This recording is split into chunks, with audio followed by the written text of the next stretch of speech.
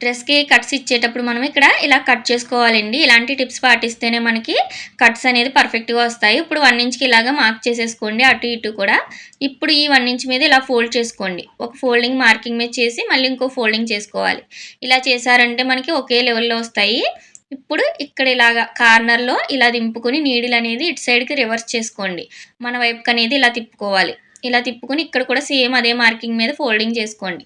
ఇప్పుడు ఇలాగా ఈ చివరకనేది వచ్చాక కూడా నీడిల్ అనేది ఇలా కిందకి దింపి ఇలాగ నేను చూపిస్తున్నట్టు అదే మార్కింగ్ మీద ఇలా ఫోల్డ్ చేసుకోవాలి. ఇలా వేశారు అంటే పర్ఫెక్ట్‌గా వస్తాయి. ఇక్కడ కింద అనేది సాగదీస్తారండి కొత్తవారు. అలా కాకుండా ఇలా పెట్టి స్టిచ్ వేశారంటే కింద కూడా ఈక్వల్‌గా వస్తుంది మనకి. ఎక్కడ క్లాత్ అనేది సాగదు. ఇప్పుడు పై స్టిచ్ వేస్తాం కదా! దీన్ని కూడా ఈ నీడిల్ అనేది ఇక్కడ కార్నర్‌లో వి షేప్ వచ్చేలాగా కరెక్ట్‌గా నీడిల్ అనేది దింపుకొని పైనుంచి స్టిచ్ వేసుకోవాలి. చూసారా ఎంత పర్ఫెక్ట్‌గా వచ్చినాయో? ఇలా కుట్టారంటే చాలా బాగుంటుంది డ్రెస్ అనేది.